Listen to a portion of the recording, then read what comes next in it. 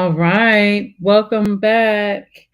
Um, Welcome to Beyond Breaking Barriers. I'm your host, Piper Carter, here on Black Power Media. So before we get started, I wonder, um, can you all hear me?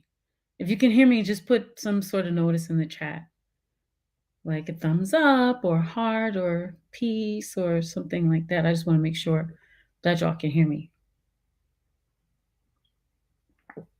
Let's see. Can you hear me? Let's see. I see you ready. Okay, perfect. Okay. So, welcome to Beyond Breaking Barriers here on Black Power Media. I'm your host, Piper Carter. Welcome, welcome, welcome, welcome back. So, before we get started, I want to let y'all know that there's a video that I want y'all to go check out. Not now, but at another time. An interview that I did with Jared Ball, and it's on the Black Power Media channel. I think it's called Women Rapping Revolution, but we did it last week and it's getting a lot of traction. So please share that video.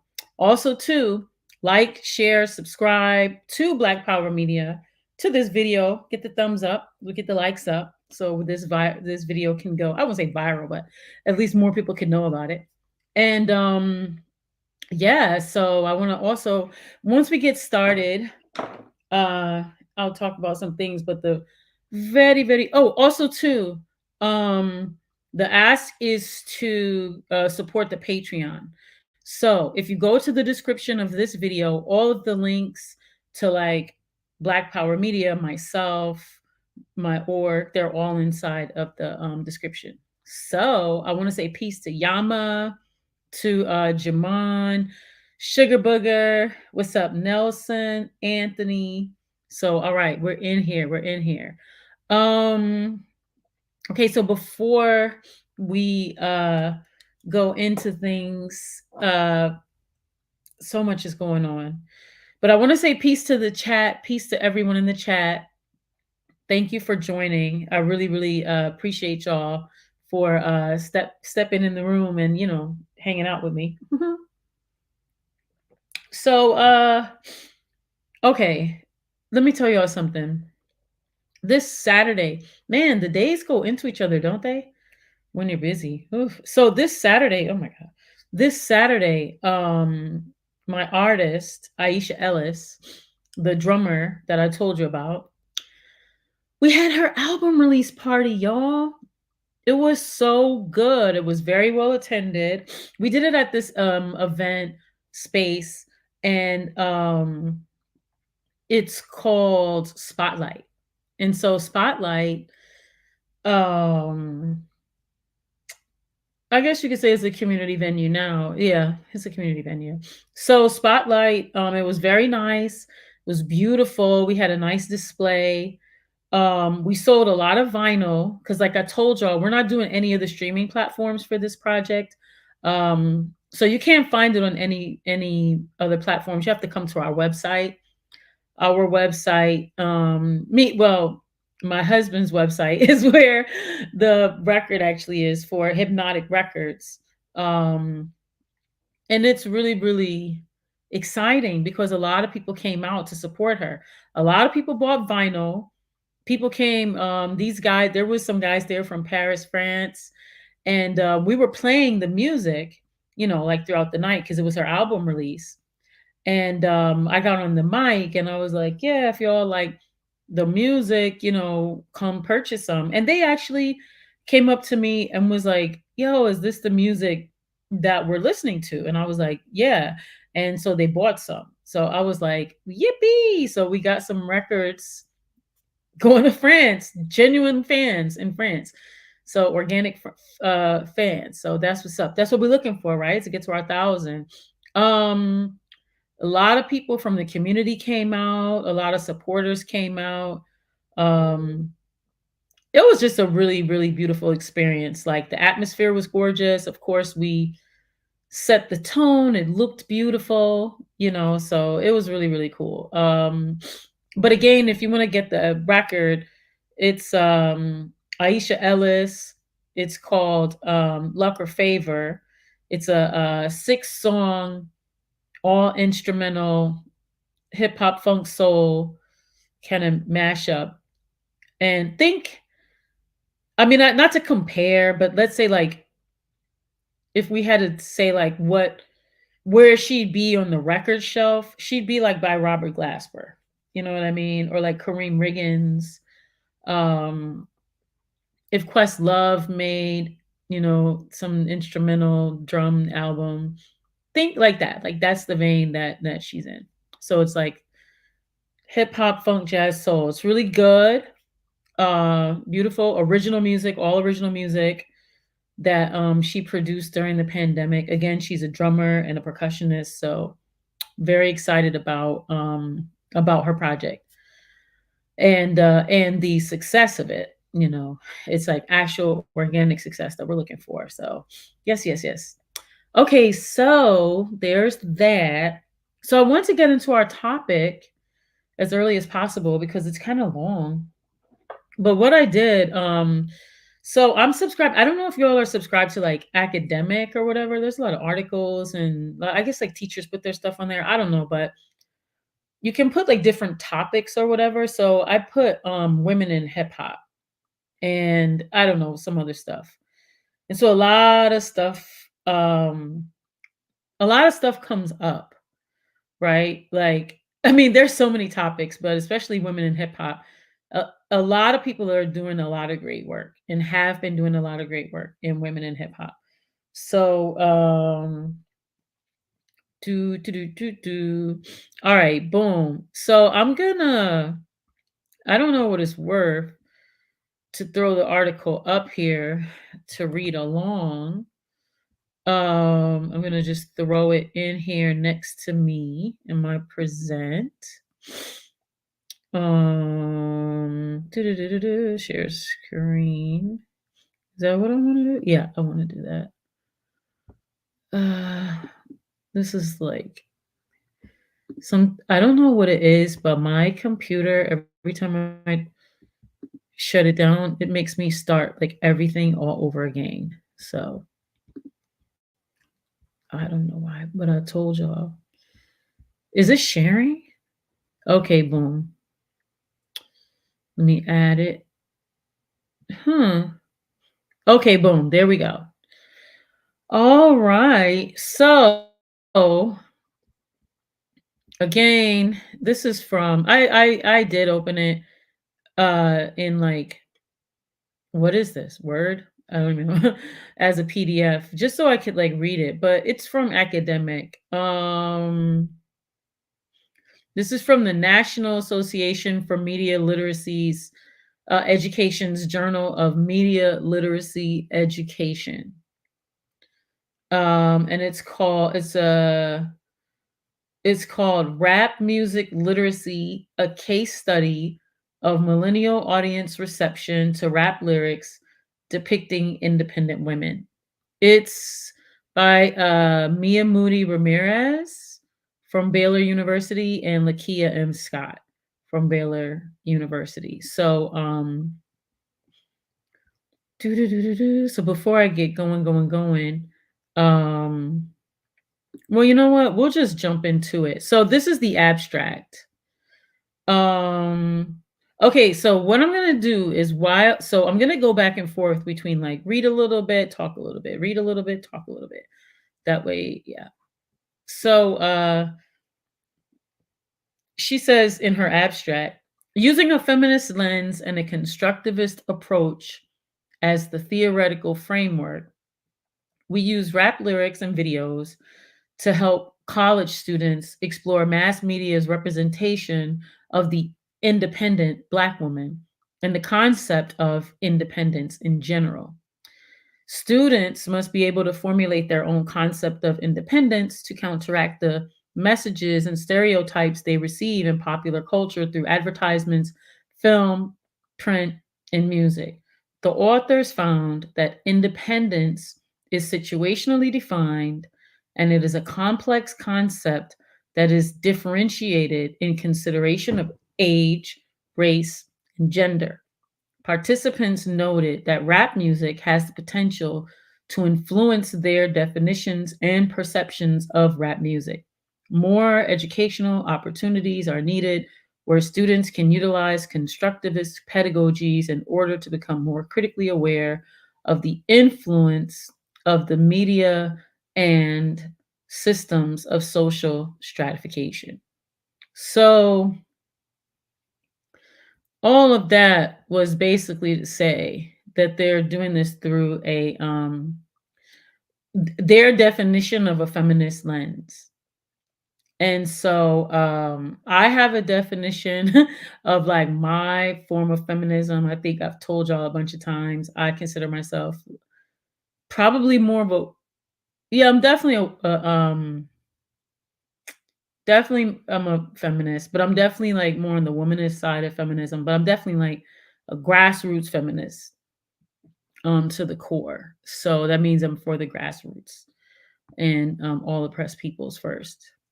And so uh we have to kind of understand like what their when they define feminism, like what is their definition of feminism. I can say from reading this that to me that I would say that they're more on the womanist side of feminism. I would say that in general, this is much more like directed at people who are locked into the mainstream. And so, yeah, that's what I noticed like off rip. Yeah, so peace, what's up, Quaker Anarchist, and what's up, Nelson and Sith Lord, Prince, and I think you told me to call you KJ. Right? Didn't you tell me to call you KJ? So, because I was saying the whole name, but I think, yeah. So, what's up, KJ?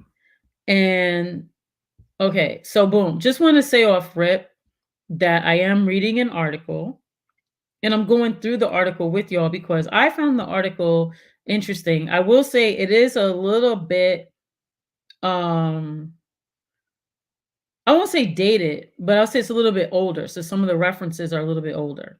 So, oh, peace. What's up, Nayira? Do y'all know Nayira Sharif? She's in the chat.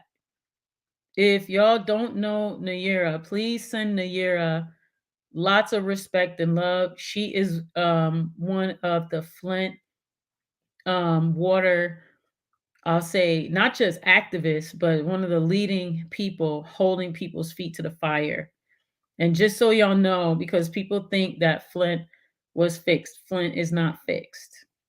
We're in some different coalitions and things together around environment and climate. And the year is a huge supporter. I don't know why I was fruit fly, but the year is a huge supporter and of like hip hop and our people and everything. But please send her lots of love because she's been all the way through all of the Flint madness.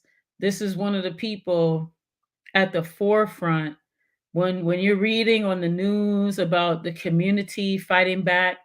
The Yura's right there helping lead, a lot of that work. I know she would be pissed with me if I say she's the leader, but she's helping lead at the helm of a lot of that work. And so send her lots of love, y'all, because it's hard out here fighting. Well, y'all know, but it's hard out here when you're an activist, when you're in the front lines, when you're fighting for your people.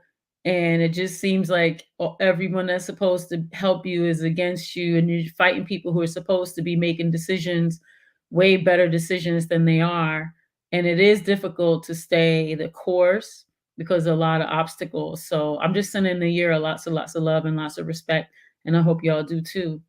So what's up, Leah Boggs? Peace, peace, peace. All right. So I've been reading this article. I'm going to continue.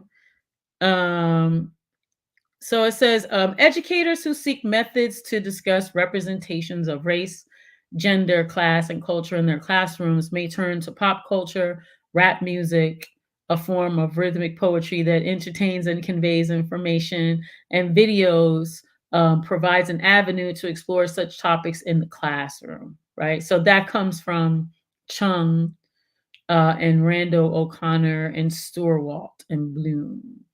So, using the theoretical underpinnings of Black feminist and critical race theory, we'll say CRT moving forward, this case study utilizes rap lyrics and videos to help U.S. college students explore mass media's representation of the independent Black woman and the concept of independence in general. Independence is defined as freedom from the outside control or support, the state of being independence.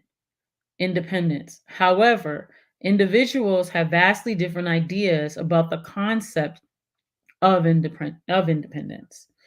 Um, and so she's using a definition from Kratzner from 2008 that offers that individuals in their 30s are supposed to be in a secure job and married with children.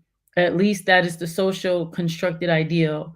A struggle exists with the dialectical tension of autonomy and connection, especially when negotiating intimate relationships. I will say this before we get started. This these definitions and things do seem like very like uh let's say heteronormative, right? Like I think they're dealing more in like the white um sort of European construct of identity. And as we know that our people are, you know, independence looks all types of ways, right? And I will say they're more on the capitalist side of life, and as I would see, right? Okay, boom. Um,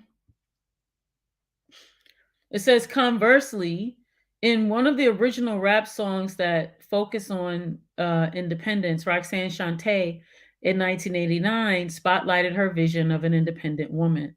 She explores relationships, dependence on men, and the importance of not doting on a man who isn't as reciprocal in showing affection or appreciation. She cautioned women against buying into fairy tale dreams or the idea that a man was going to take care of them.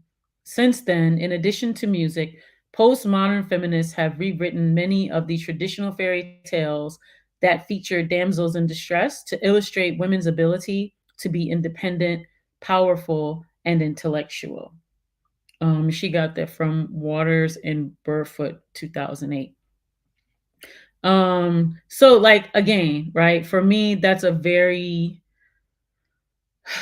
what I would consider, more in the line of capitalism, Eurocentrism, um, and like heteronormativity, uh, right? And on the binary, right? So I think, where we are in society, like that, uh, uh anyway, I'll keep reading. More recently, both male and female rap artists have shared different definitions of independence in popular songs in the United States. Moody in 2013 found that while many songs by rap artists contain positive lyrics and video content, contain positive messages. Lyrics and video content also focused on materialism, beauty, and placed unrealistic expectations on women. Definitions of independence by male rappers are often equated to the ability to do everything alone, including child rearing and paying all of one's bills while maintaining a high standard of beauty. In their vision of independence, the ideal independent woman is someone who does not demand emotional and financial support while he offers very little in return. Similarly, most female artists define independence by mentioning elements of financial stability and sexuality. They denote that they are in control of their bodies and sexuality. Many male rappers pit the independent woman against the gold digger or rider narrative when they preach independence in their lyrics. So she goes back like over a decade ago. Uh, says Binot in 2010 noted that in the hip hop world, women are rarely the leader. Instead, they are usually depicted as riders or women who are sexually and visually appealing and amenable to their mate's infidelities. Conversely, a gold digger uses her physical attributes to manipulate men and to take their money. In their 2010 song Gold Digger, Ludacris and Bobby Valentino describe a gold digger as dangerous and super fast, and whoever is around her better watch out or she'll take your cash.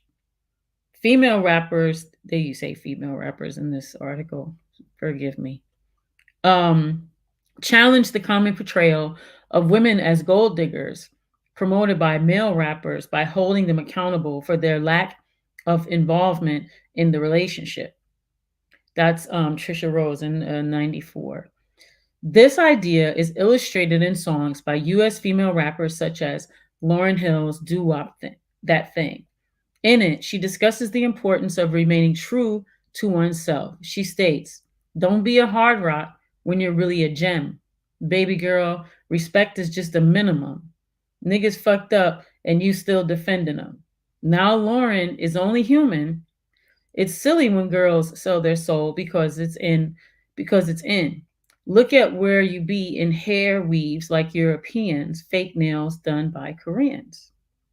These variances in perceptions and definitions of independence underscores the importance of creating literacy programs to help define and put the concept of independent woman in the proper context. Literacy research has focused rap lyrics' influence on teenagers and young people's personality development, self esteem, identity formation, lifestyle choices, etc. That's from Chung in 2007 and Rando in 2014.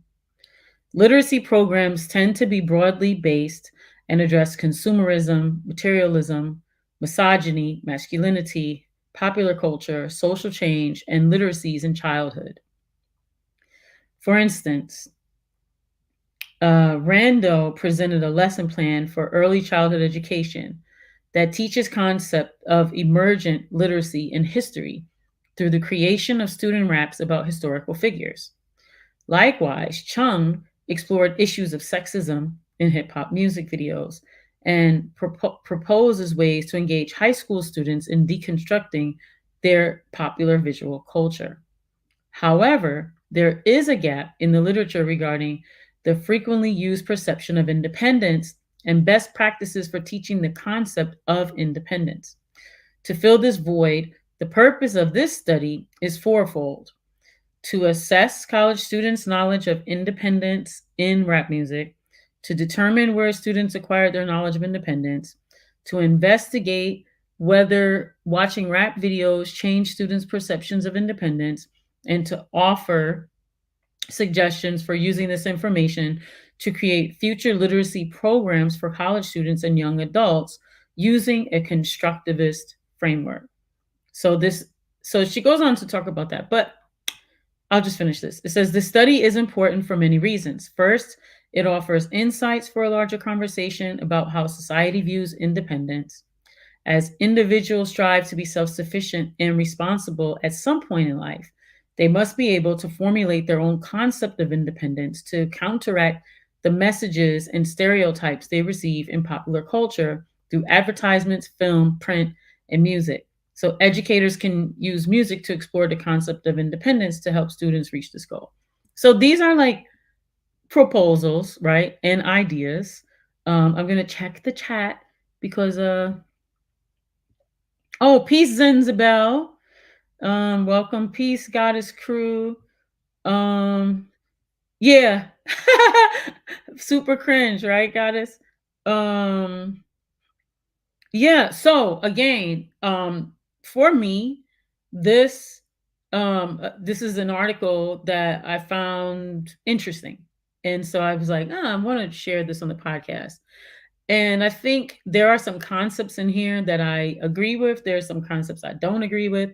So, but I'm just, I'm just sharing it, for us to like think about some things. And also, too, it is a bit older, like you said, like they named, some ludicrous songs, and even going way back to like Lauryn Hill, and even way back to Roxanne Shante. And so the point at which we are now, I'm wondering, and I want to find this author because I want to have a conversation with her now about where she would see the conversation going, like the way that hip hop is, because there are some ways in which um things are different. It's interesting because I don't want to say like, oh, everything's so different. I really don't think things are like so different, but there are ways in which things are different just in the land of visibility, right? Like um many of the women are the lead, right? Like they're visibly the lead. They are um headlining. Many times you'll go to shows and it's mostly, right, like headlining women. So yeah, that part of it I think is different.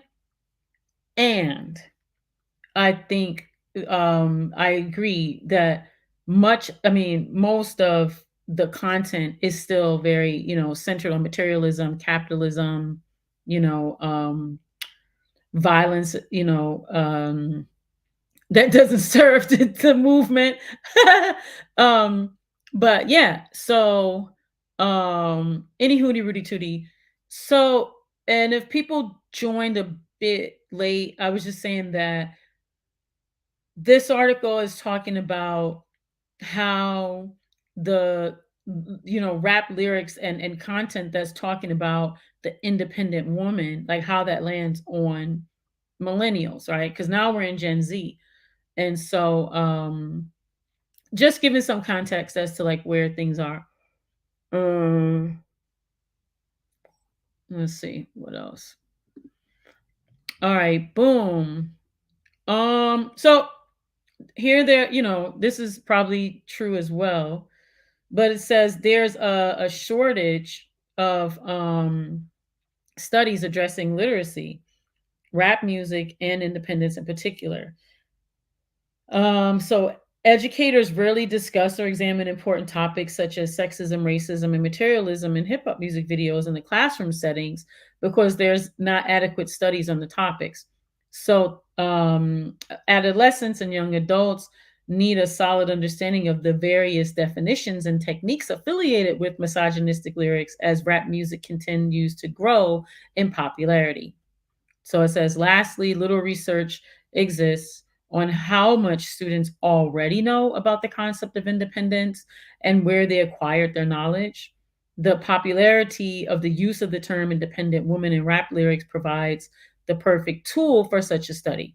The long lasting societal perceptions of Black women as being overtly sensual, dim witted, or villainous further adds to the importance of undertaking this analysis. Um, so, as scholars and educators, one of the researchers' goals is to break students from their dependence on instructors and prepare them for lifelong learning and how to function as critical consumers of media. Both men and women must be educated about the power of lyrics and videos they hear and watch regularly. They should understand that mass media present unrealistic images to consumers to encourage consumerism. And that part of the article I really love because um, I feel like that's what we do over here at Black Power Media. I told y'all about the space that I used to own, and our youth program. We did a lot of media literacy, and that's a lot of what we did was like deconstruct a lot of hip hop lyrics and videos and things. And yeah, that's like much needed work for any age group, not just kids. So it goes into the theoretical framework. And so this study combines critical race theory and Black feminist theory to explore students' perceptions of rap music that includes themes of independence. Scholars who examine the intersections of race, gender, and class are important as critical race theorists have concluded that social relations are fundamentally raced due to legal, social, and historical foundations, among other forces. So they were kind of uh, looking at some like Kimberly Crenshaw, some just like various people who have, some level of notoriety for speaking on these topics. So, in direct opposition to emerging discourses that assert America is a colorblind society, critical race studies often examine how messages portray underlying ideologies that reflect social relations of domination based on a pervasive yet unobtrusive racial hierarchy. She got that from Crenshaw. So, critical race theory examines how racism is a common, everyday, lived experience for people of color and recognizes that societal roles and norms are socially constructed based on relationships of power within a system that continually favors the majority. And stereotypes of Black women are particularly enduring. She says, particularly again, research has illustrated that there are negative perceptions about African American, she says, females as independent beings through the sapphire and Jezebel stereotypes. The sapphire stereotype represents a Black woman that is headstrong, bossy, dominating in a way that emasculates and demeans others, particularly men. She got that from Dates and Barlow. The notion of not needing a man being financially stable, demonstrating leadership ability, and being highly intelligent are considerable characteristics associated with being an independent woman. On the other hand, the Jezebel stereotype has also negatively influenced perceptions of independence. In this case, the she says African American woman, I'll say Black woman, is typified as hypersexualized, seductive, and sensually appealing to men and women.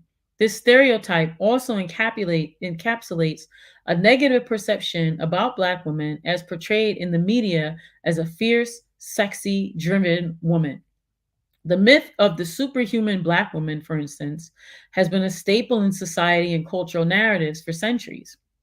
Various media outlets have depicted Black women as being overly independent, both out of choice or necessity. In her landmark text, Wallace in 1979 asserted that the myth of the Black superwoman essentially consists of stereotypes deeply rooted in slavery and the idea that although Black women are able to do more physical labor than the average woman, they consistently sacrifice themselves for others, have no emotion, and are really just men. She adds that the matriarchal structure of the Black family, led by a strong Black woman during slavery, is often credited for emasculation of the Black man and subsequently the dysfunctional nature of the Black family. She writes, less of a woman in that the Black woman is depicted as less feminine and helpless. She is really more of a woman in that she is the embodiment of Mother Earth, the quintessential mother with infinite sexual, life giving, and nurturing reserves. In other words, she is Superwoman. So, oh my God, there's so much in that in 2023, you know, that in 2023.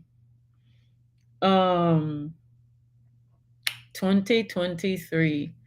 All of this is so interesting in 2023, you know? You could tell like that this I mean, and when it comes to like evolution, there's evolution, right? And something that I will say, so do let's go back. So she was saying that Wallace wrote that. If I go down here, because you're asking me who, boom, boom, boom. I'm gonna just go to her credits real quick. Oh my God, did she put them in order? How did she put? Oh, she put them in. They're in alphabetical order. Okay, boom. That is from Black Macho and the Myth of the Superwoman. Yep, yep. Here, I'll put it in the chat for you. right there.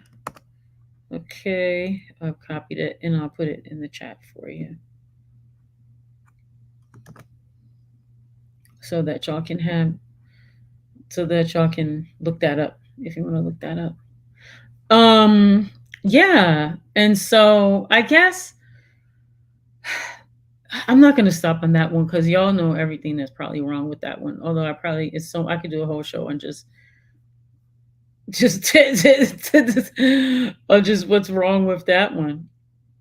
Um, so I want to go back up here.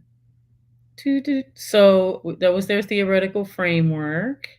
Okay, so this is still in their theoretical framework. So they're gonna talk about what they mean by a feminist theory and intersectional approach.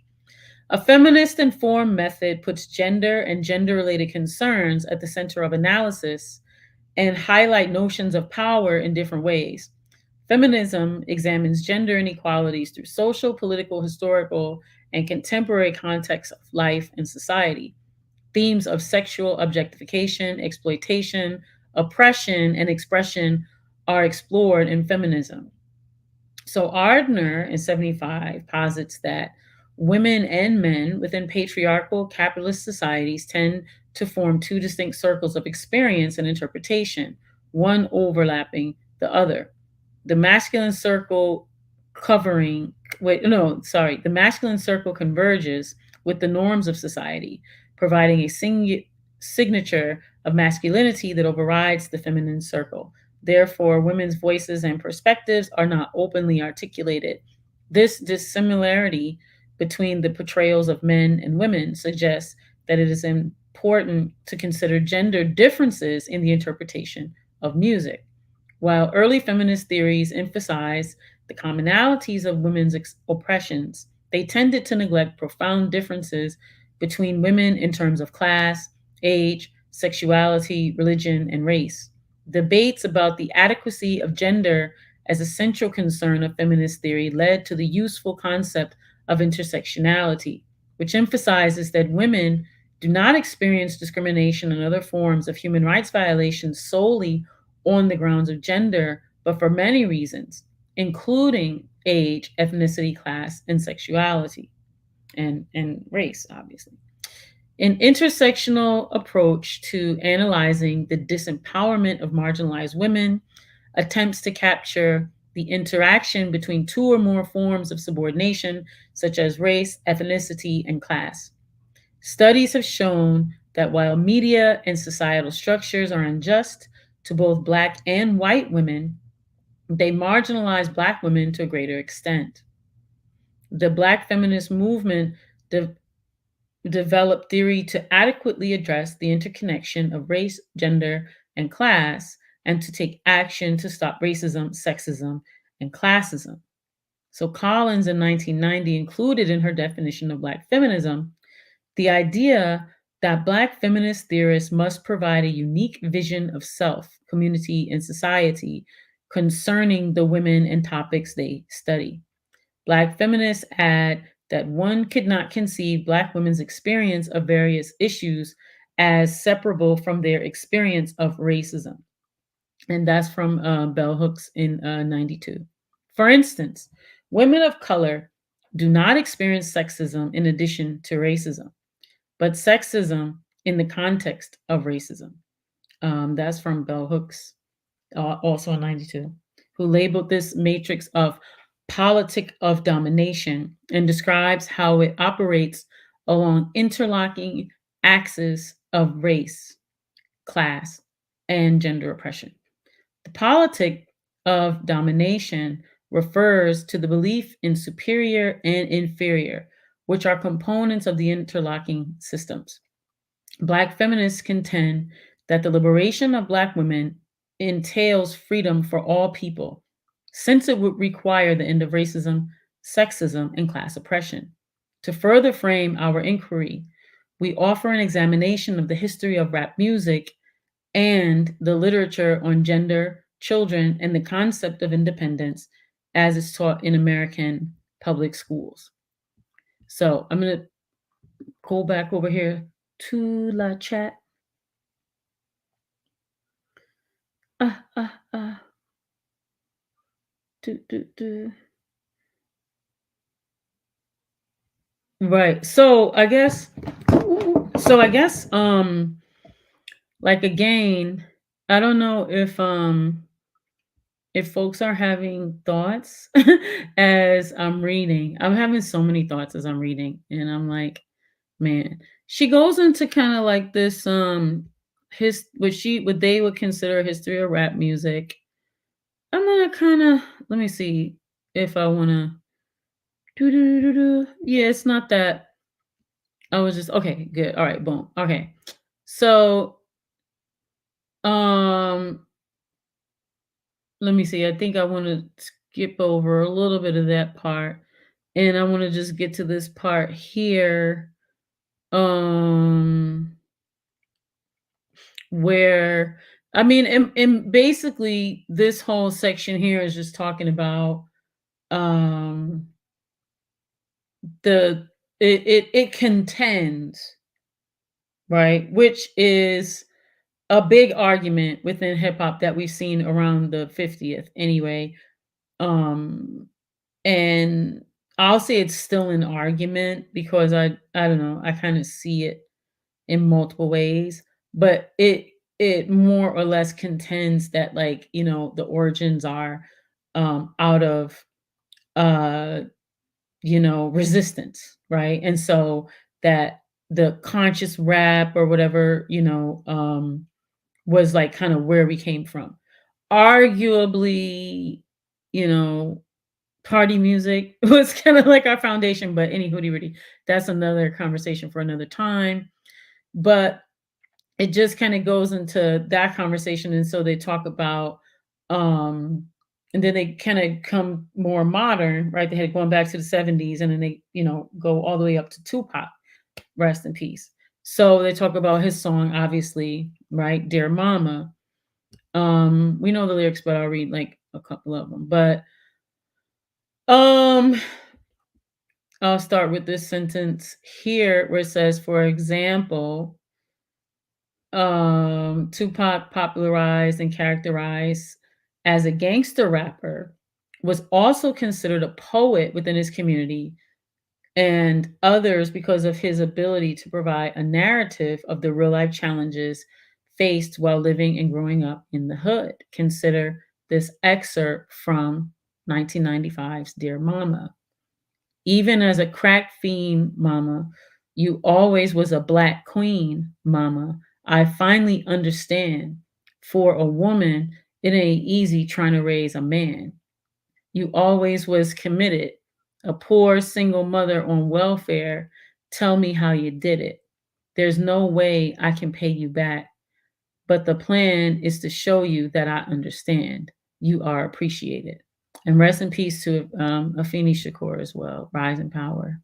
In this song, I'm reading. In this song, Shakur continues to praise his mother despite negative conditions. He references her as a black queen because of her strength and ability to care and take care of the family. In another song, Keep Your Head Up, he provides an uplifting message to young women in recognition of the hardships they continually face. An excerpt of the song. And when he tells you you ain't nothing, don't believe him. And if he can't learn to love you, you should leave him. Cause sister, you don't need him. And I ain't trying to gash up. I just call him how I see him. You know it makes me unhappy when brothers make babies and leave a young mother to be a pappy. And since we all came from a woman, got our name from a woman, and our game from a woman, I wonder why we take from our women, why we our women. Do we hate our women? So, as I read again, in this song, he calls to question the treatment of women in the Black community, and the lyrics serve as a message of empowerment for marginalized populations. And these messages are continually carried out throughout. Uh, anyway, they talk about different artists who uh, are in the tradition of like message rap, right? So they name like Nas, right? Common, Nappy Roots, MC Light, Lupe Fiasco, Kendrick Lamar. They said Big Daddy Kane, but I'm like, or maybe. Y'all gotta remind me because I always saw Big Daddy Kane as party guy. But anyway, they said Eminem. Are you kidding me? Or Talib Kweli. So so then they go on to talk about like gender and rap music. So scholars have concluded that rap lyrics often celebrate themes of violence, misogyny, and materialism. And this whole thing here that y'all see. This is all like the folks that they cited about that right there. So researchers have found that contemporary rap music is more likely to place, they say, female characters in positions of objectification, while male characters are significantly more likely to be associated with a variety of themes, right? It says the women are placed more in positions of sexual exploitation, and they use the word moral degradation. As a result, the rap music genre is often linked to Black male identity, which may lead to increased themes of sexism and misogyny. It says lyrics refer to women as bitches and whores and boast about male dominance in relationships and sexual prowess, which is interesting. They're going into this part here. Anyway, I'll put a pause there because, like I said, you can tell that this is a whole nother conversation for 23. This conversation is so different for 2023, but I'm coming back here to the.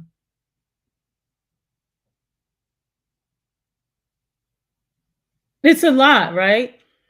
Yeah, no, goddess. I'm reading the article for us to like just, have the conversation. Like again, I think that the for me, this article is, I think the article is again, it's I think this article is aimed more at like mainstream audiences. Um And the reason I say that is because the characterizations, the descriptions, the language, just all of it is, for me, it's a bit more Eurocentric, right? European centered.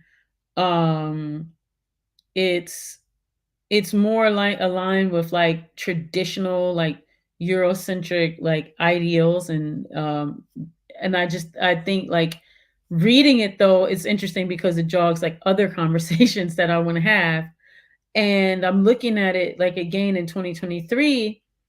For me, there's a lot of conversation around the hypersexualization of Black women currently, even though there's a lot of visibility of Black women, right? Like there's a lot of Black women's bodies that are supposedly like headlining shows and leading, and not just in the video, but anyway, and I'm talking, this is more like on a mainstream, because this, like, obviously, um this isn't talking about like the conversation we had last week, if that makes sense. Let me see, I'm just looking at the oh yeah, what's up, Imani? So Imani Festo to here. It says I like the Black Eyed Peas before they went pop. I did too. The Black Eyed Peas were a dope hip hop group, and then they went pop, and it was really weird for me. I guess that's what they decide to do. Um, Let me see what else. So here, and this is where I'm gonna say that I deviate from there's a lot here I deviate from with this author. Um I'm gonna read some more. I know this article is triggering. I'm sorry, y'all. They say the empowerment movement, I'm reading, has been dichotomous in nature. Now, again, this is probably like maybe around decade ago. So this isn't no. So she says, so when it says dichotomous, like we have so many women, but they're saying you've either got like your little Kim, Trina, Nicki Minaj, and others have been recognized for their explicitly sexual and seductively enticing musical styles and performances.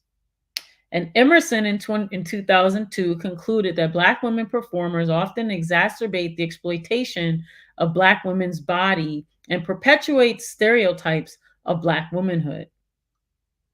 They say, on the other hand, pioneering women are, rap artists such as Queen Latifah, Sister Soldier, MC Light, Erykah Badu, Missy Elliott, and Lauryn Hill depict themselves as independent, strong, and self-reliant. They define independence by condemning the disrespectful treatment of women in society, by addressing societal issues like harassment and domestic violence. Sister Soldier, for instance, through her lyrics and autobiography, provides an example of the role music can play in the feminist movement. Her rap lyrics discuss Black women's oppression and offer an important perspective on contemporary urban culture. Similarly, Latifah's 94 song Unity stands up for women and demands that they be treated with respect. Instinct leads me to another flow.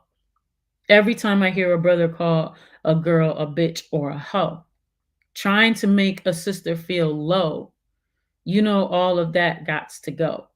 Now everybody knows there's exceptions to this rule. Now don't be getting mad when we playing. It's cool. But don't you be calling me out my name. I bring wrath to those who disrespect me like a dame. In this way, independence indicates having a voice and speaking out against injustices against women. Perhaps the varying definitions of independence are appropriate to address the state of issues that women face and must subsequently conquer. So I guess what's interesting is there's always this versus kind of going on. And I guess I reject the versus thing. Like I reject that it always has to be like this versus that or these women versus those women. I'm like, there's all types of us out here. There's room for like so many. Mm-hmm.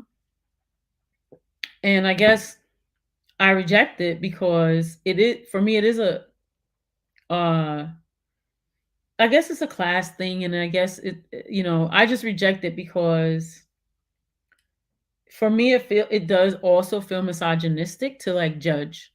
I don't want to say judge because we're all judging, but it feels misogynistic to say like who should be valued and why or how people like should be acting. I guess for the way that people act to be dictated to them. That feels misogynistic to me. And again, like I said last time, if the women decide that this is who they want to be, then that's different, right? That's a consensual thing. If if all this way that you're doing and being is your decision. If it's imposed upon you, that's still misogyny.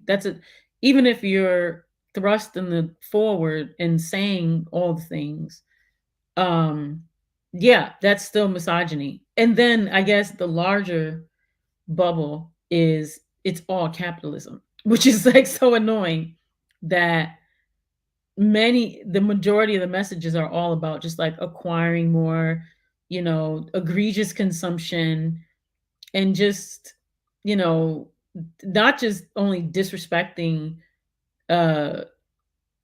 people, one another, other people's identities. I don't know. There's just all like, so it's only so many words that could come out of my one little mouth at a time as my brain is like formulating thoughts. But hold on, let's see what people are talking about. Let me go back to the chat because I don't like to ignore the chat. It says true, there's a spectrum for women to behave how they want to. So reading Wells and Claudia Jones, they seem classy but still were victims of racism and sexism. It says I won't treat you like a queen because I feel you're not on a queen's level based on your hairstyle, behavior, vice versa. Right. And so, yeah. Yeah, treat, Yipper 99, peace, Yipper 99, treat is what she meant. But yeah, I mean, that's what I reject. Thank you, Goddess Crew, for articulating that. That is exactly what I reject. Um, so then they go into this part about rap music and children. I'm like, how much of this history do I want to read? Some of this stuff was kind of said before, but since some new people joined, I'm going to read it. So, and again, I know I keep saying this over and over and over again. I'm reading this article. Some of these things I disagree with, right? Some things resonate, some, I reject, but I'm reading it and going through it. They say the history of rap music is rich, and the genre has withstood the test of time. Today, scholars are concerned with its potential to influence the self-esteem of children, teens, and young adults. Young adults must be educated about the power of lyrics and the videos they hear and watch regularly. Music is constantly producing and reproducing ideologies of social existence. Rap lyrics are of concern because popular culture is an important source of ideas that can shape people's perceptions of themselves and other people. And the content of popular music may have a great influence on adolescents as they employ it for self identity formation. Exposure to rap music may reflect attitudes, perceptions, and self esteem. So Kistler and Lee in 2010 investigated short-term effects of exposure to hip-hop music videos with varying degrees of sexual imagery on viewers' acceptance of the objectification of women and sexual permissiveness and R myth acceptance. Study findings indicated that male participants who were exposed to hip-hop music videos of highly sexual content expressed greater objectification of women, sexual permissiveness, stereotypical gender attitudes, and acceptance of R. Another study conducted by Volgman in 2013 revealed that rap music significantly influenced young women's perceptions by making them think about their own appearance. In particular, one participant noted that rap lyrics make me feel, this is her saying, like I should try to be sexier or smaller. And finally, Robillard in 2012 conducted a study to examine the influence of music videos on African American adolescent girls' sexual activity. Survey data from approximately 500 girls revealed that rap video exposure encouraged and increased their sexual behaviors and significantly influenced their attitudes about gender roles and male female relationships. These studies help to illustrate the devastating effects of sexualized and misogynistic rap lyrics on younger generations of listeners, and more specifically, its influence on perceptions of Black female identity. Hold on, let me go back to the chat in case y'all are talking about some of that.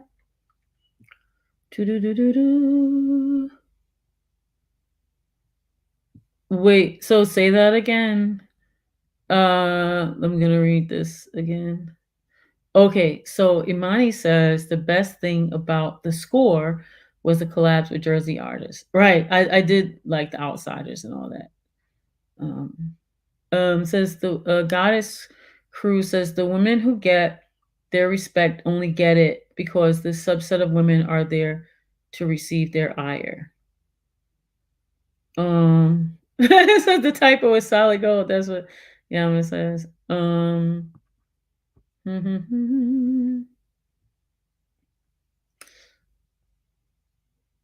Right. Which part, Yama? Yeah, I mean, this sounds like jab, right? But I'm wondering which part you're talking about. Yeah. So, all right. This part here talks about independence in schools and curricula.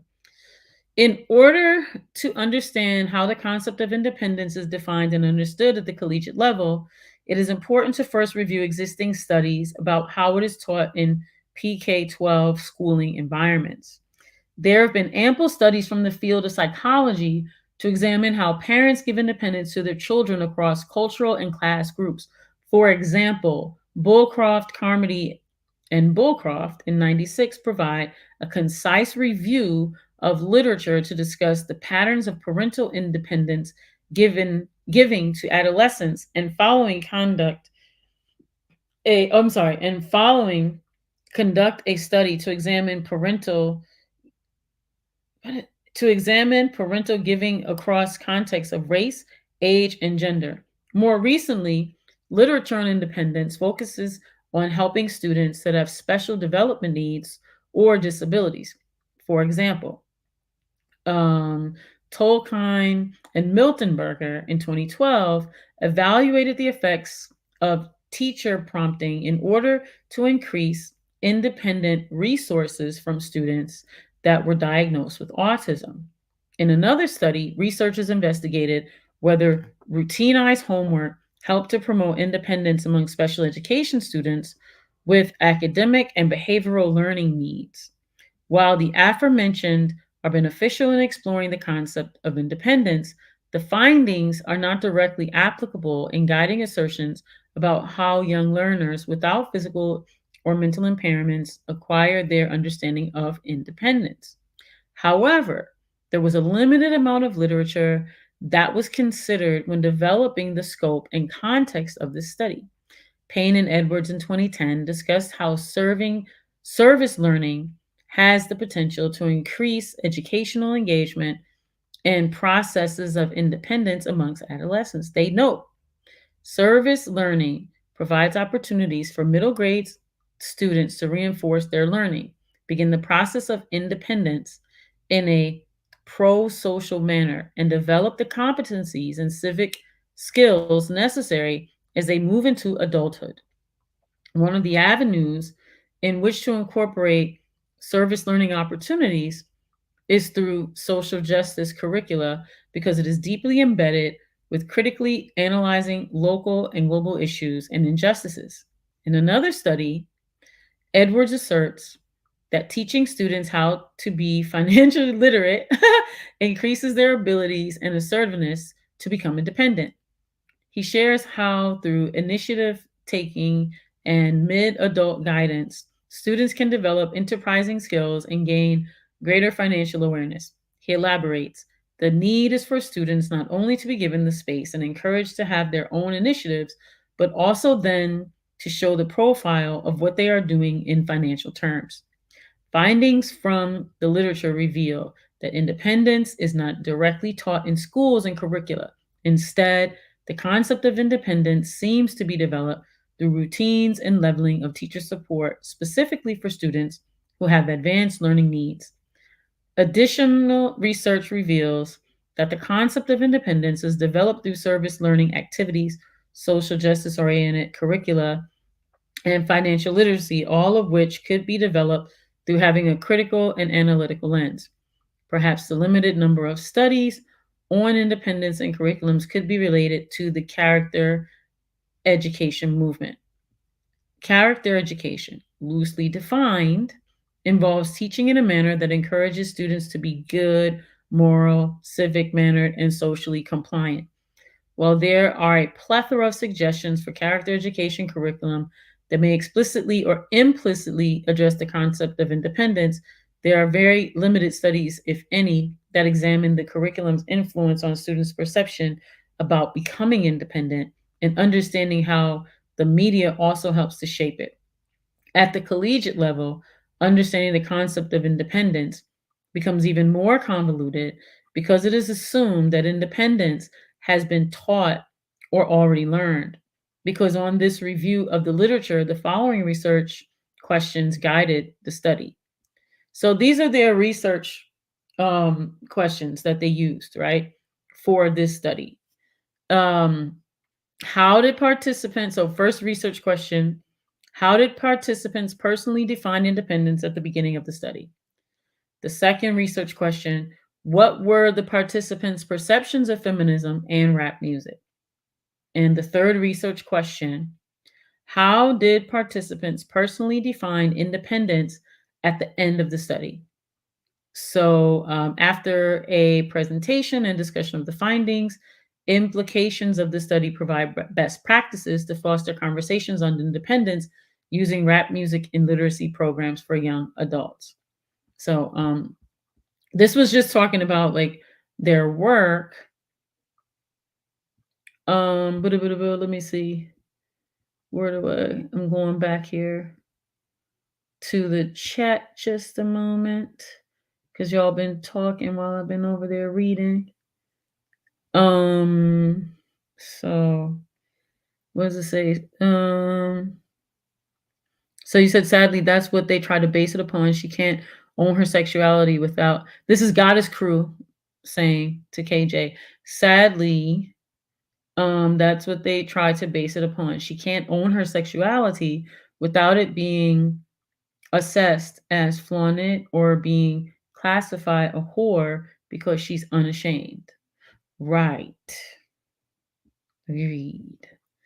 So Yama says he's always talk about how media shapes us by design and we not really accepting the fact that it's psychological warfare, so the effects of adolescence have to happen.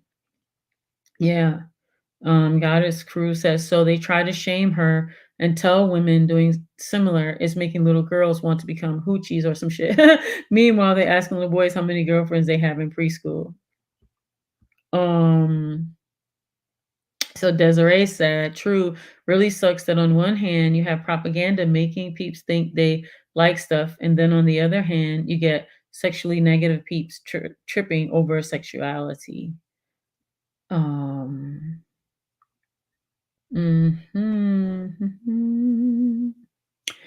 So KJ said it right, Goddess and Desiree, and it's very hypocritical because a lot of guys push women to behave that way to fatten their own pockets. I'm feeling like they want to capitalize us autistic and ADHDers. Maybe so. Um, so what'd you say, Imani? I'm lost. Piper actually called me by a given name, if that's what you're referring to. Oh, my bad. Imani Festo. I'll say Imani Festo. Okay. What'd you say, KJ? There's also the possibility of these women being essayed that most, oh, right, yeah, that most don't want to consider because they're being dehumanized. Um, and then Goddess Crew says, which is why I asked if schools were really teaching independence because the kids might be able to go off on their own and choose what they want to play with, but self-regulating and navigating in spaces. And Goddess Crew said, minus explicit direction or even outside supervision ain't really encouraged. Right. Gotcha. Okay. I'm going to go back to reading. So I gave you all the questions to think about. So then they talk about their research methodology. So this is how they conducted their this is their process. So this study was designed to represent a qualitative case study method through the lens of critical race and Black feminist theory. A case study is considered an investigation of a single unit, group, or entity in search of relationship meaning between given context and the aims to describe, explore, and explain real life situations. Using a case study approach, the researchers captured the perspectives of college students on the meaning of an independent woman as portrayed through rap music and juxtaposed to their own ideals about independence. So, according to Yen in 2009, this type of research is a systematic way to organize and present data based on in-depth analysis and interpretation. In most instances, case study data is collected in naturalistic settings to provide the researcher with real-world context for the participant subject study. The primary investigator, or PI, who was not the teacher of record for the course in which the study was conducted, visited the class 4 times throughout the semester. During these visits, the PI conducted 4 focus group sessions. For each class visit, approximately 60 minutes were used to review content and provide an opportunity for discussion. The PI assigned participants pseudonyms throughout the process and informed their definitions of independence, where they acquired their knowledge and their initial views of the independent woman.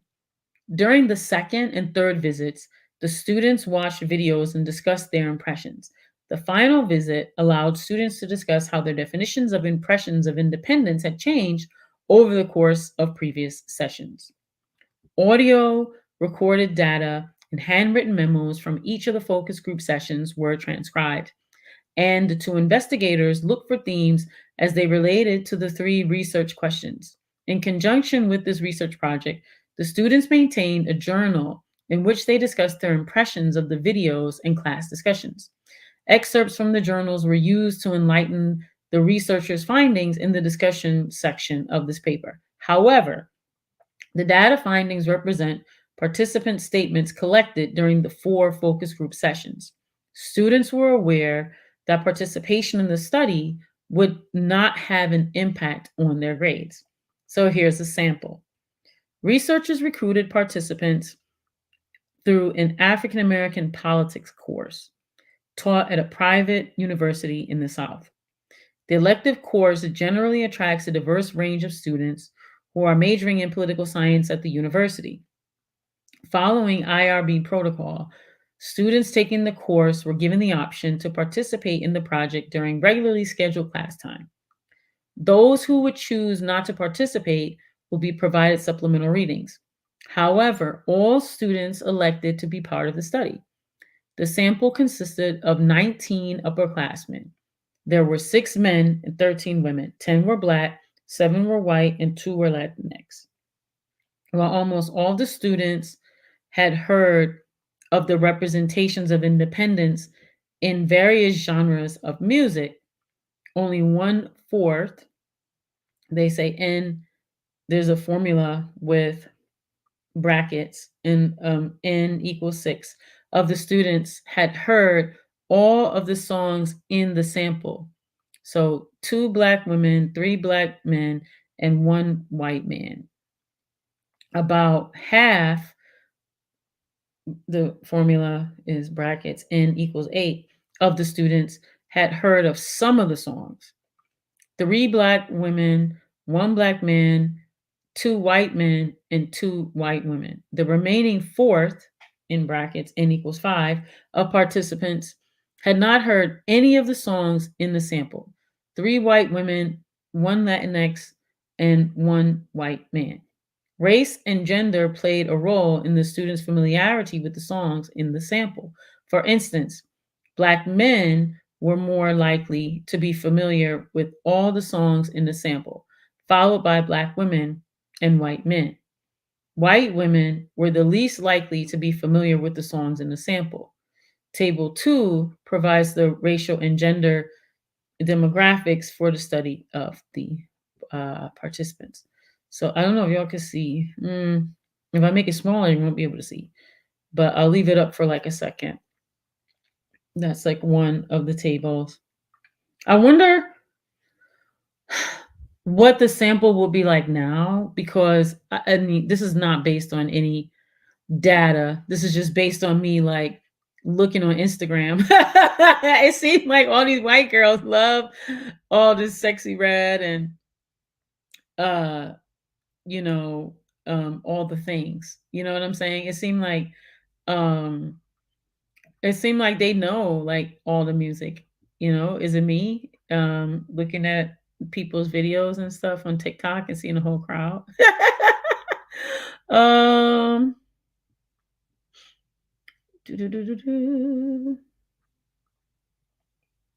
Right, so Goddess said kids are taught to perform the most acceptable behaviors or what others describe as as societal norms.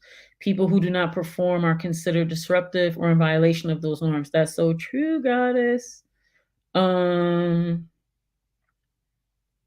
So Yama says, I'm saying I don't think it's foolish. Look up Tahiti native coming of age and girls. We look at things unrealistic. If we feel like freaking off is a problem, it will be a problem to little dudes too. And Goddess Crew says very chauvinistic. What someone expresses as their desire, or even what they feel comfortable with sexually, doesn't make me want to amp up my modesty or turn repressive on them. Each person has their own level. I'm not naive enough to think my way is the only way. We still got women pronouncing clit incorrectly, and they are dead ass serious.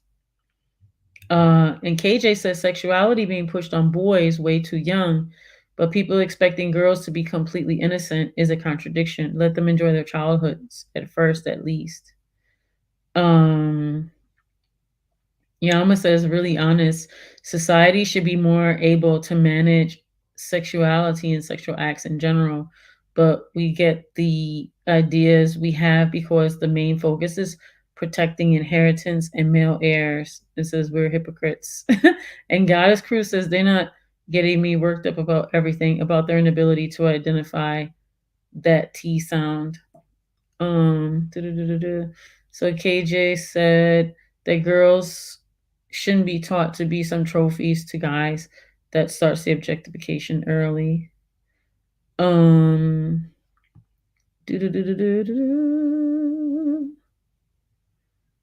let's see what else have we got. Okay, this was okay, so the study used 2 steps procedurally. In the first phase, at the beginning of the semester, participants discussed their perceptions of independence and where they acquired their knowledge. So during this process, they watched 4 videos.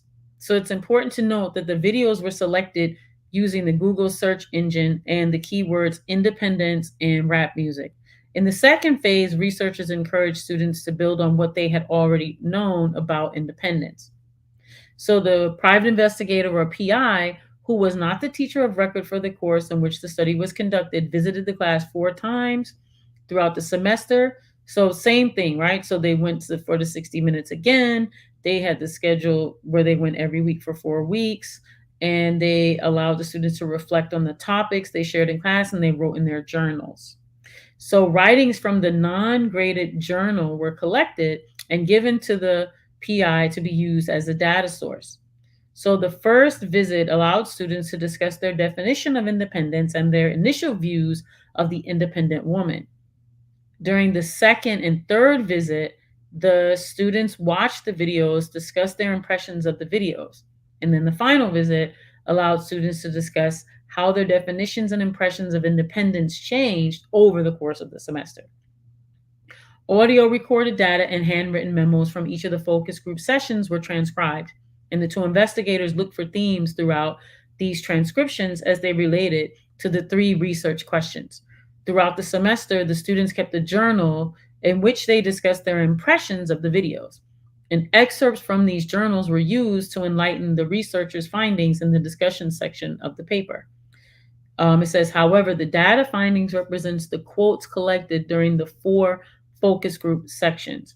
It's also important to note that the students were aware that they were picked to participate in the study on the topic. So participants were assigned pseudonyms throughout the process and were told that their comments would not have an impact on their grades. So this is how it looked. It looks like they use Independent by Lil Webby. That was in 07. 5-Star Chick or 5-Star Bitch by Yo Gotti from 2009. Independent Bitches from Candy Red featuring Rashida and Candy in 2010. And Independent by Roxanne Shante in 1990. So those were the samples that they were given.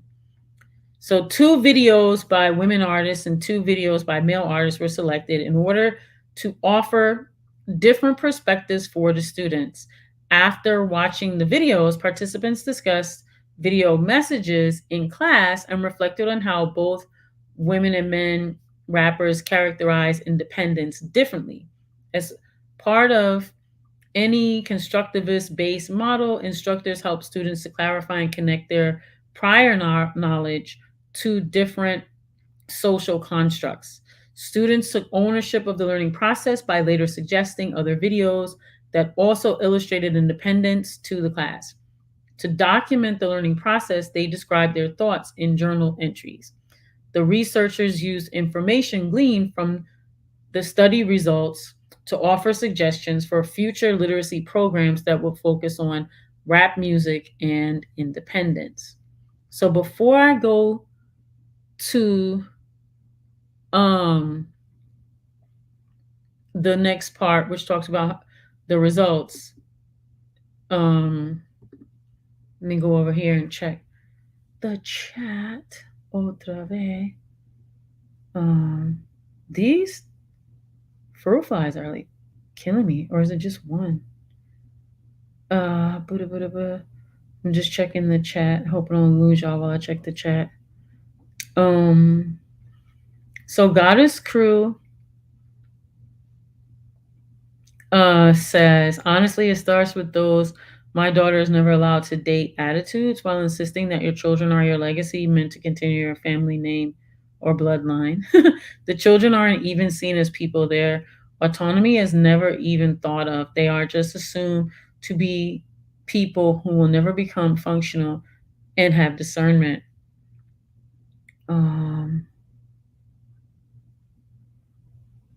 Let's see. So the child sees something and people immediately think they will imitate. However, if I show my kid a video of a kid brushing their teeth, they aren't even promised to imitate that.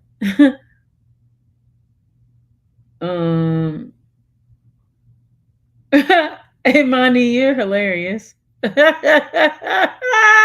Oh, right. They say click.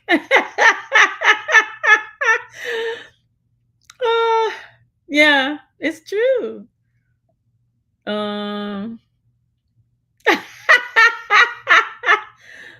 She said she'd be watching them with a thesaurus in her hands. Y'all are hilarious. Okay, so it says how students, so these are the results. So how students are defining independence. So the first research question asks how participants personally define independence at the beginning of the study. So at the beginning of the study, many participants stated that they associated independence to finances, freedom, experience, and decision-making abilities. A few participants included in their definition the idea that independence is based on relationships with other people, particularly a significant other. For instance, they stated a true sign of independence is being self-confident and okay with not being in an exclusive relationship with a partner. They stated that being bound to friends or having a significant other could limit their freedom and ability to be independent.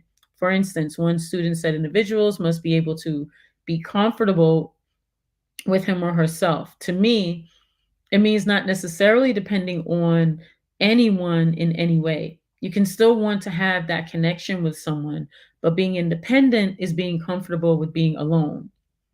Mirroring this sentiment, another student stated that being independent means being okay with being by yourself without friends and significant others. Taking this perspective to the extreme, one student stated independence to him meant not being legally bound by anything morally, socially, physically, and economically. He said, you have the freedom to do what you want, what you wish, freedom to speak your mind, and to hold your own ideals. One woman student added that independence involves making your own choices and being able to know you need to be somewhere at a certain time. Those are interesting. So now they go into like parental influence. So their definitions were almost always connected to lessons taught by their parents, with a large percentage of the parents stating their parents played a major role in their formative years. So answers were similar across gender and race lines. One student stated, I've always been taught that when you are financially independent, you are independent. My parents tried to give us more financial freedom each time we reached a specific age. In this way, participants connected the notion of being independent to being accountable with minimal influence from others. Other students said they learned their concept of independence from their parents who usually encouraged them to take on different levels of independence at different states in life. However, some students had parents who gave them more freedom than others. And one student stated her parents always encouraged her to be independent and to make decisions based on what she wants. So she said, they don't want me to be hyper influenced by other people, including them. For me, independence is not based on what my parents or anyone else wants. It's about being able to make my own responsible choices and decisions that will have a positive effect on my life. However, there is a caveat to the participants' interpretation of independence. As illustrated in their answers, participants did not feel prepared to become independent because they recognized that having a college degree did not guarantee financial stability or independent status, and factors such as limited real world experiences and overly supportive parental structures limited their likelihood of independence after college.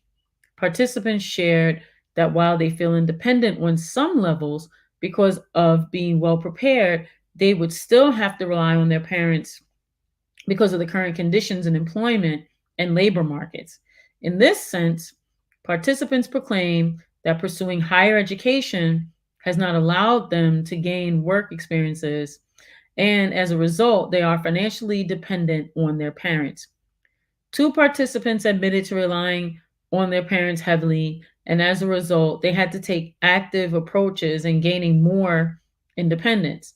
One student added that the transition towards independence began when her parents were not easily accessible. She elaborated, I have always been super dependent on my parents.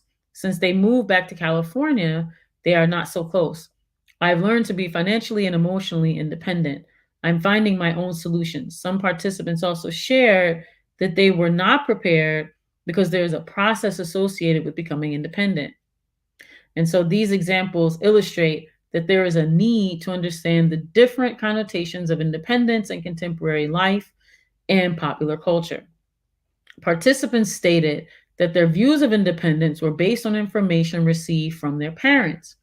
They did not mention any outside influences such as peers or music. In the early stage of the study, participants did not have any major differences of opinions about independence. Their perceptions of independence focused on getting a job and living there on their own, while some of them mentioned the importance of involving a significant other in the equation, and most of them did not. Okay, boom. So this is going to start getting into like feminist theory and rap music. I do want to say that it's 9:30. I want to go back over here and check the chat. So, um oh, caveat. Thank you, Audrey. I need to learn to catch up. Okay. Um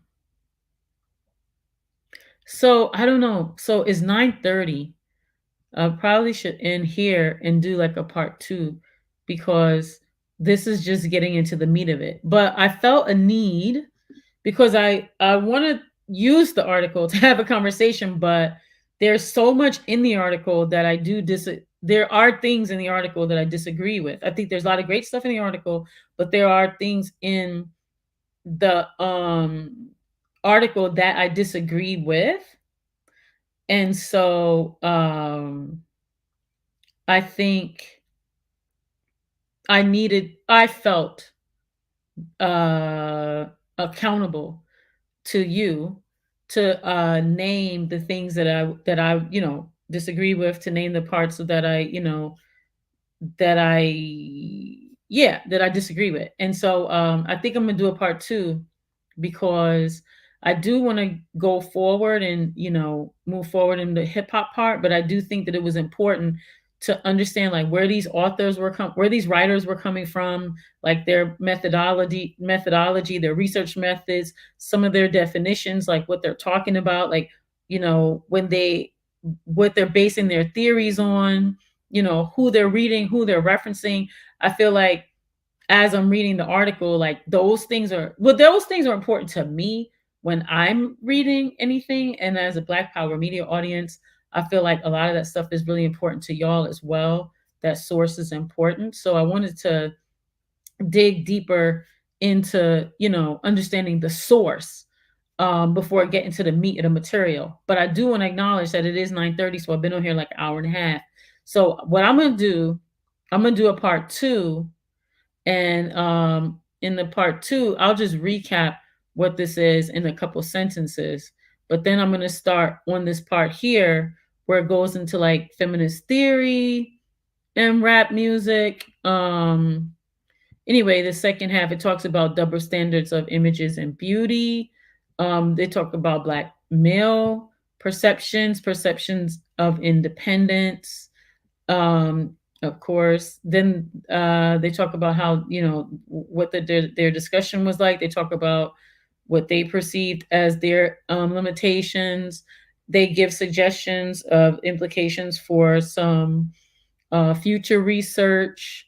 Um, they talk about some instructional practices for using rap music to explore independence, and then they give their references. So that's just letting like what's ahead. And I will do a part two because I do want to dig deeper. But I do want to thank y'all for joining me this evening. I want to say peace to Sherry. Sherry's in the chat. Also, what's up, B More? Akuma. Um, who else didn't I greet already? And peace, Audrey, and thank you. So yeah, I mean, I appreciate y'all joining me this evening and going through all of this with me. Well, I'll rename this one part one, and then the next one next week will be part two, and that's when we'll read all the rest of the stuff. What else is going on? I think, yeah, get if you can get the album. Aisha Ellis. That like I said, we had the album release party this past Saturday. It went really well. We've got vinyl, got digital downloads. Yeah, and what else is there? There's gonna be like more cool stuff coming. I told you I'm working on a Women in Hip Hop, the fourth volume of the Women in Hip Hop mixtape, forthcoming for 2024. Working on that, trying to figure stuff out, like how to do it, because I told y'all we did it before on SoundCloud and it was free. And it's 2023 now, and I don't know. We still want to be able to offer it to people. And we still want to be equitable, so we have to figure out what that looks like. And it's interesting because the whole like we had this whole conversation multiple times around capitalism in the music business and the independent music business, and it's like we want to do this fourth volume of this Women in Hip Hop mixtape, but we know that when we start going to people talking about you want to be on a mixtape, they're gonna be like, how much I'm getting paid? I need $1,500 for a verse, and these types of conversations, and it's like, we're not selling it. It's free, so we know that people are gonna be like, scourge, scourge, scourge. So, any hootie Rudy Tatootie. Just put it in an atmosphere that it will be, it'll be well received, and people will want to work on it, even though they won't be paid, because it won't be a paid endeavor. It'll be an endeavor to get positive music to people as a gift. So yeah. Let me see. I think that's all I got for right now. Sending y'all lots of revolutionary love and encouragement for your week. As always, you know what I'm saying? Free Palestine, you know, and sending love to the people in the Sudan. I mean, the Sudan is really going through it. You know what I mean? So sending them so much encouragement and love and protection and fortitude, you know. Yeah, fortitude, and that they will persevere, that not just persevere, but that they will win, you know. And to my people in the Congo, as well. Sending y'all so much love and protection in this moment. And my people's in Haiti, you know. Um, it's like it's so much genocide going on. I mean, truth be told, it's always been going on. It just wasn't as quote unquote like popular, you know, to talk about. But what I am glad about is that it is popular to talk about, and in a way where more people understand, you know, what the atrocities are, and that they are atrocities. And so it is important that we keep talking about them and we keep uplifting these issues in our stories and keep learning, connecting, reaching out, and fighting and resisting. So thank you, Yama. So we gotta ride this Palestinian wave to really organize. Yeah, you know, we gotta we gotta get our people free, and we gotta get our land back. All our people need the land back, right? And all our people must be free, right? And so just sending everybody the love, protection, you know, needed, the fortitude, the strength. Um, and you know, we're all witnessing this at the same time. In real time. We're all witnessing this at the same time in real time. So it allows us all to see where we all are in this moment. We are in this age of Aquarius, as they say. So this is where it is. And we're here and we're in it, and we're continuing, right? So just grateful to be here on Black Power Media. Grateful to everyone in the chat. Grateful that we, you know, have this platform to be able to uplift the stories and the voices, you know, that are relevant to us and our needs. And so what's tomorrow? Tuesday. So yeah, check out the Remix Morning Show. Inshallah, I'm gonna be there with y'all. If whenever y'all don't see me in the chat on the Remix Morning Show, because that's my favorite show on Black Power Media. I know my show is y'all favorite show. But my favorite show on Black Power Media, besides my show, and besides Tandy's show, and besides Coco's show, is the Remix Morning Show, and also Earn Your Liberation. But if y'all don't ever see me in the morning, it means that I'm either working out or that I had to like get dressed to like go somewhere. Because normally I try to catch the show, but if y'all don't see me 1 or 2, then that means I had to push my workout till later, or I had to like get dressed and be out. So if you don't see me from Tuesday, Wednesday, Thursday, possibly even Friday, that's what happened. Other than that, I'm there. Check it out. Um yeah, okay. I think I'll end the show here. Oh yeah, we got to check on Jackie Lukman. Um and send her lots of healing love as well. Right? Yes. I do have the smoothie revolution here in Detroit because my husband does own a juice bar. And oh, thank you, KJ. Yeah, no, I'm just that's like a promo. I know I don't have to explain my schedule, but but that's just like a promo for the show. You know what I'm saying? Yeah. Um yeah, that's just a promo for, like, you know, meaning that it's important. It's important to me to see that show. You know, yeah. But if y'all come to Detroit, come to the Jungle Juice Bar. You know what I'm saying? Look me up. If y'all are here, I will take y'all on a Toxic tour, or I'll take y'all on the Detroit Underground Music tour, or you know, I could take y'all on a beautiful landscape tour of some of our great lakes that are here. All right. So yeah, revolutionary love to all of us, to all of y'all, and all of us. Y'all enjoy the rest of your evening. Stay hydrated and get that much needed sleep, because that's what I'm about to do. All right. All right. Big kiss. Peace.